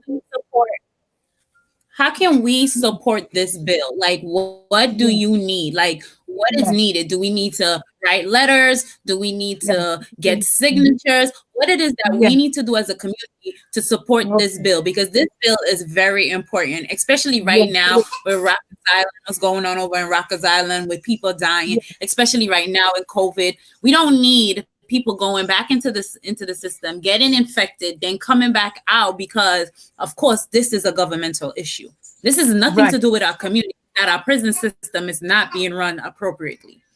Right. What you can do is you can sign on to lessismore.org. And once you sign on there are tools there. You can sign the petition. We've had many community groups, there are church groups, there are all sorts of groups. There are officials who have signed on saying, I am in support of seeing this parole reform. So as an individual, if you have groups that you're aware of, as I asked Roderick, when I sent him the information about Catal, I asked him to sign on. I've done that with family members. I've done it within some of the senior groups. I belong to a number of groups, Department of the Aging. There are many grandmas in there, and we have various workshops, we have meetings, and I pass the word around, and that's what we have to do. We have to let the community know what is happening in the system, and with their support, we can bring about change. And that's the collective change that we're talking about, because there are nearly 6,000 parolees that are reincarcerated for these non-criminal technical violations. Look at the money our communities, the system can reinvest that money in these communities. You know, So, while you were saying like your numbers, Della, when you were saying your numbers and you were talking about the recent study shows $81,000 in Durban, I put a big fat question on that because, I mean, we're all flabbergasted at this large number. You take 100, you said 6,000 people got reincarcerated. Now, I'm not going to do that math on 6,000, right? But do the math on 100, right? Right. So if you do 100, you have, what is that? That money, 100 times 81,000 is $8.1 million, right? That you are spending, you're spending on to keep 100 people incarcerated. So now if it's 8.1, right? If it's 8.1 at 100 at 1,000, right? It's 81. So you take that 81, you multiply by 6. You know, you're talking about 400 something thousand, 400. For almost $490 million, right? If you were to take that, not even, I'm just say 100. Yeah. And so people really need to understand when we talk about numbers and real numbers, yes, it doesn't cost $8.1 million to educate a person for that's right. Because if you all go to one school and you say you're going to learn a trade, right? You're going to learn a trade. I'm going to help you when you're done to write a resume. Even if you give 100, all of those 100 parolees a computer, a laptop, right, to take home and do work, it still wouldn't add up to $8.1 million, right? You have your Zoom classes now, you have your regular classes. And so people have to understand about why these reforms are important.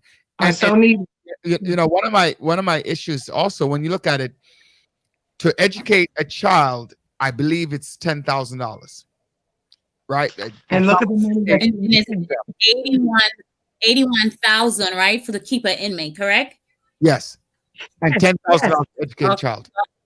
So I did the math. I'm putting the I put the number in the chat. Well, listen to this. New York State, it's $3 billion a year. That's what the state spends in the prisons. California spends $8 billion because they have a bigger system than New York. So look at the money that can be channeled into communities that need the funding. For example, there are children who are doing the remote learning. Okay, I was able to purchase a laptop and a computer for my granddaughter to be able to do the remote learning at home. But what about the other families that don't have access to internet, who don't have computers? You know, there's still a lot of families where their children don't have the technology to be able to do their studies. And that's a tragedy. I mean, what for me is, what is the message that you're sending? If as Tawana put the number up there, was it Tawana? $486 million. That's right. You're talking about building 6,000. Right. right? Yes. So from the 6,000 reincarcerated parolees, that's right. I mean, imagine that. You know, and you know, so whatever we can do to help to support, because I think I think this is where a lot of the Black Lives Matter attention needs to go into, like, especially when we are addressing the justice system. I always felt like we need to reform how we first try people, make sure like it's not a mental health issue, make sure it wasn't just a minor offense just because the person was hungry, they did this or they did that, like petty theft. Like, know what we are putting on, are we slapping on the wrist, and that reform. Now the re-entry program, I always believe that we were supposed to play a role from the last year in prison, where we're educating the inmates of the new environment that they're going into. A lot of people, the last time they left, we had flip phone Motorola's. They don't know nothing about iPhone, no Instagram. Even if those things are happening, a lot of people don't have that. So sometimes they come out, this is a new world. They're like, you know what, let me just go back, because I don't understand what is out here. I don't know how life is in this new world. Right. And, you know, it's interesting that you make that point. Well said, Tawana, because many of the inmates, a lot of the state prisons, they don't offer college courses to the inmates. It all depends on which institution, you know, you're transferred to. Many of them, yes, the inmates have access to the law library, but again, with the changing time, you're talking about, again, educating our inmates so they don't come out and be treading the same waters again. Because I strongly believe that education, knowledge is power. And so that money, to me, in my opinion, is being wasted. Look at the school children, those families that can use that funding to enhance their educational growth, you know, so that our children will be more enlightened to do positive things. And not, as you said, those that have been in the system, when they come out, we want them to do better. We want them to make a positive impact within our communities so that all of us can enjoy and have true health, equity, and there's justice for all of us. And it takes a village, indeed, in order to see that this happens. So it's that collective effort that all of us have to be a part of to make sure that we get information out within the community. We ask people to sign on to less is more, so that we hope with this election, with the new members in the Senate and the Assembly, that this act can become law, so that we can truly make a difference within our communities. So again, getting info sessions, getting that information out, going out there to various community groups, the senior group, letting them know what they can do, using those tools, emailing their legislative representatives, letting them know that we are their constituents and I need your help to do this. We want to see our family members, our community members. We want them to have that opportunity to make a difference and not just be a statistic. And that's how we can help, by all of us working together as a team. So is Katal an organization just in New York City? Well, no, they have also Katal in Connecticut, and there's also in Albany, New York. It's a katalcenter.org. So it's based here in New York, 147 Prince Street, downtown Brooklyn, and also in Hartford, Connecticut, and in Albany, New York. And what we try to do is work together in combating common concerns that we need to address to make sure that our parolees are given a fair chance to reunite within the community and be able to move forward with their family and the community per se. So I you know, I have a tough question for you. Yeah. That question is, you know, about, a lot of times you hear people talk about why should we let people out? They're committing some crimes. I mean, I think a couple of campaigns ran on the fact that they let people out early and they've committed over 3,000 crimes. What's the answer to that? Well, I think we're talking about, as I said before, the less is more in New York is a parole reform. So with respect to the parole reform, again, we want to make sure that, yes, we don't want people just coming out and doing the same old thing. You know, you had mentioned that point before about the recidivism with the paroles. In 2001 to 2008, they did do a report, New York City, and there was some numbers which are saying, yes, there were a number of parolees that had that were reconvicted. That was something like 35%.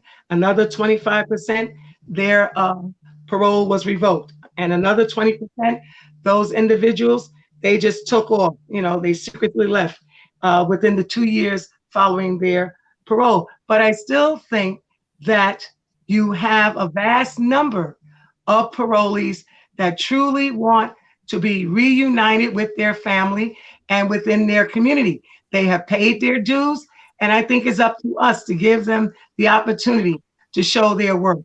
Yes, I believe that change is possible. If we work with these parolees and give them the resources, I think they can do better. But we have to first give them that opportunity. We can't just say, well, oh no, you know, everyone is afraid if they get out, they're going to do the same thing. We can't take that attitude. I think that everyone must be forgiven and be able to move forward, because there is a great disparity. You have 12 times the number of Black and brown parolees that are being thrown back into the system, as I said, on these technical violations. They didn't commit any new crimes. Did I hear you properly when you say 12 times? Our white counterparts, that's right, that are being thrown back. Most of the people that's out there on parole that are being sent back, they are Black and brown parolees. And so again, it goes back to fairness and equity within the system. Are we just going to allow one group to move forward and be reunited with their family and friends? Or are we going to say, look, let's be just and fair about this and give everyone a chance to do the right thing? Everyone deserves that. I mean, we are certainly our brother's keeper. I think this is a human. Absolutely. I was going to say, I think this even your question, Rajic, I think the answer is humanity, and either we are going to be humane about certain situation and understand that everyone deserves a second chance. It doesn't matter what they did. Every person deserves a second chance, and no one is better than anyone just because you've been locked up or you walking around out here haven't been caught for the crime, or the crime that you committed is very secret that nobody doesn't even know you're a criminal, compared to what we call a justice system, but when it's a moral crime. So everyone deserves a second chance. One thing you don't know about me, and I will share, I have a very close relative of mine who's locked away, and where he's my brother and he's not coming out. So, and I know, and he knows he's not coming out. But one thing he has asked me to do is move on with my life and don't bring him out like that, because he knows he wants me to move on with my life. But one thing I know is people do deserve a second chance and an opportunity to show that they have changed. Yes. So I have a question. So somebody asked a question. So I don't know if you, the question is, should all parolees, regardless of their crime, be part of this program? So are you looking at all parolees or specific parolees? Who are you looking at? I guess that's the foundation of the question. In general, I think those, as I said, who have done their time, they have, for the most part, been model inmates. I think, yes, they deserve a chance to show that, look, I am rehabilitated. I want to move forward. I want to do something constructive now. So I think, yes, they deserve a chance. Who are we to judge that what's in their heart? We don't know. So I think, yes, they deserve a chance. We can't just sit back and say, oh, I don't like the looks of that character. I don't think they're going to do anything constructive. Give them a chance and let's see what they can do. And with the help of the community, we can guide them and give them the resources or show them where they can go, lead them there so that they can do better. So yes, and I think also on our community and our people who have been incarcerated is also the reason why the number is so high compared to our whiter counterparts, because 12 times the amount, and the prison is overpopulated with majority of Black and brown, but yet when the Aryan brothers get parole, they're out and they're loving them the same way within their communities. So why is it that we constantly have this type of self-hatred that reflects in all our numbers, where we have the other groups doing way better than us? Because that's all it reflects to me, is a level of self-hatred that we can't see. Like, okay, let's say as someone's young son gets picked up for, before when they used to arrest us for the small amount of weed that they used to carry or jump in the turnstile. So you're trying to say like that person now have to sit right now in our justice system, that person has to sit through a long period before they even get the hearing in prison. Then if they do get parole and they get caught just doing another violation again, they get re-entered for a crime that wasn't that. This is what we're talking about. We have to have compassion for even our own. If we want to see the change, if we want to be economically empowered, if we want to make it to the next level, if we don't have the compassion and we keep saying, oh, everybody don't deserve a chance and this and that, you can't extend compassion to yourself. You're not going to be able to extend compassion to somebody else. And we're not going to be able to. And the key there in what you said, Tawana, is we have to empower them. Yes. We have to empower them and lead them in the right direction and guide them. We can't just turn them loose and say, okay, you're on your own. But I think with the support of community, the support of our elected officials, and the support of our religious institutions and all of the organizations that provide a service, I think we can turn things around for the betterment of many of our communities that are disproportionately, wreaking some very, very difficult moments, in terms of family unity, in terms of what is happening overall within our community. So it is important to give everyone a chance. Hi, sis. Thank you for listening, Simone Harden. Thank you for listening on the radio. That's one of our young people too. And we stand with our young men because they're being attacked and they're being arrested. And I'm not going to sit here and say, oh, they don't deserve a second chance. Who we going to marry in the future? Who we going to have families with? This is not only a direct attack on just somebody coming in a crime, but is a direct attack on the furtherment and the growth of our culture and who we are as a people. And we need to see the bigger picture. She said she just, Ms. Della said she retired and now she's raising her 9-year-old daughter because her son is away in prison. He wanted to be a father, and that's what she's crying out for. He wants to be a father for his daughter. He wants to be there. And he doesn't have the opportunity because we need payroll reform. Amen. And I think once this Less is More New York is passed, it will certainly save taxpayers over $600 million annually.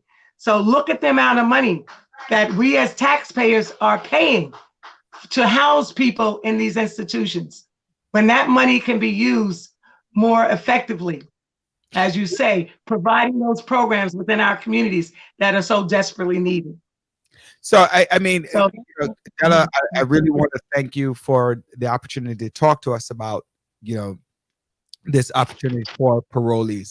And one thing that I just want to, I see a couple of comments and, somebody inboxed me about, I don't necessarily agree with all of the points. And I do understand that as well. I like I told you, Della, when we spoke, that there will be some pushback, right? Some people might say it or some people might not.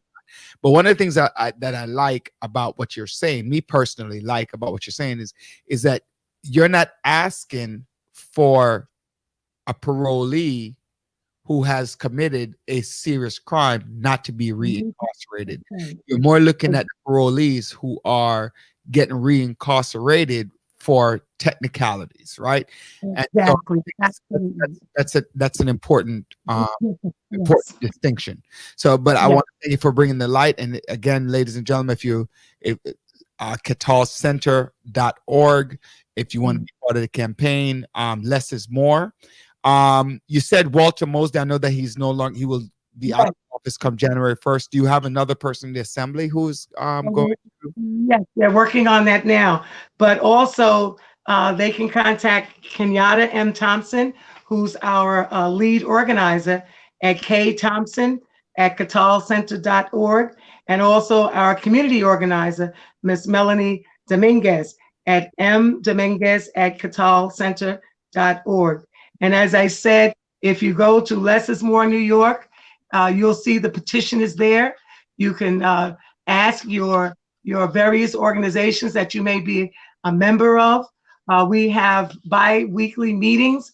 You can come out and virtually, of course, be a part of the discussion at Catal, and how all of us collectively, because it's about bringing change for the betterment of all of our communities.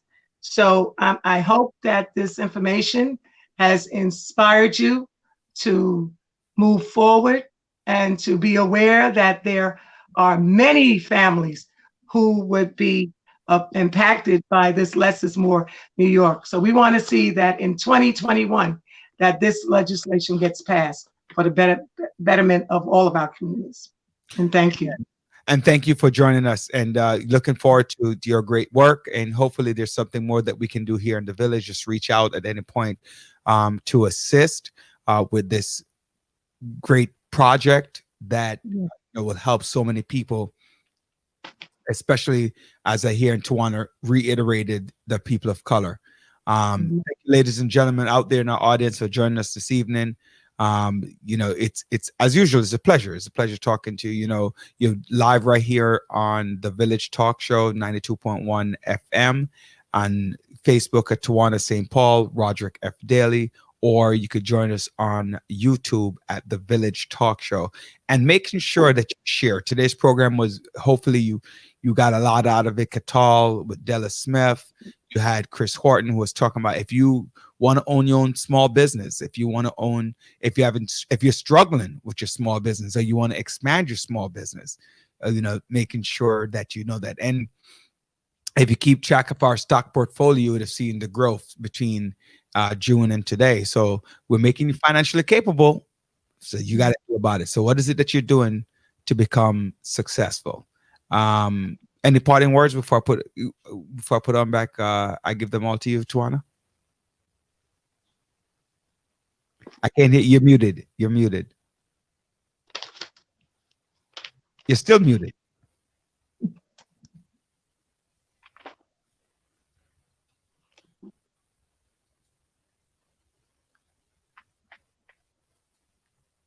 Why are you muted? Your mic is muted. You have to unmute yourself, Tawana.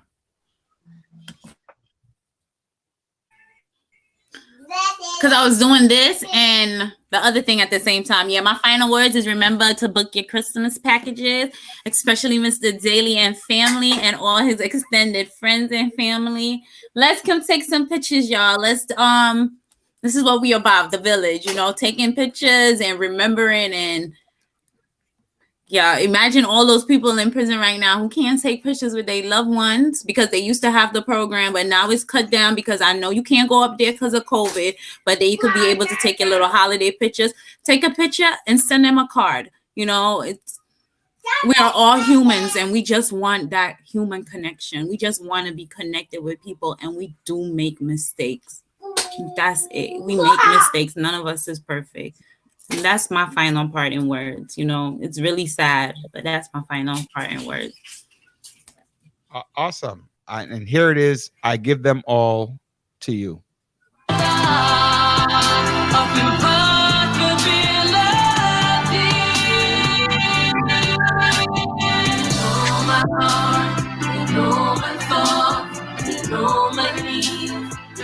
all my feet. I give them all to you, Jesus.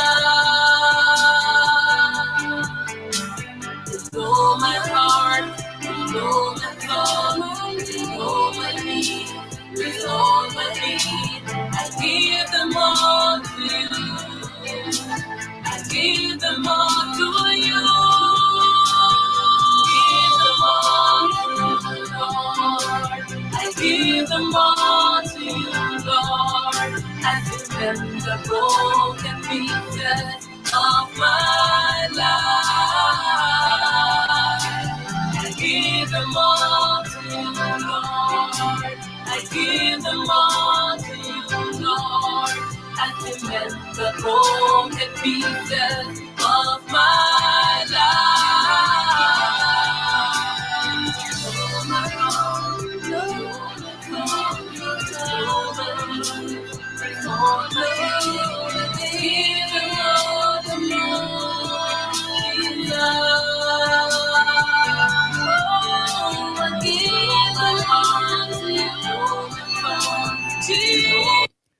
Have a great weekend. We will see you next week. Happy birthday to Juana.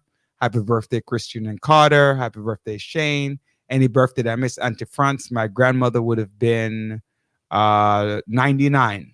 It would have been 99 on Tuesday. So happy birthday to everyone. And if I missed someone, please do forgive me. Enjoy. God bless.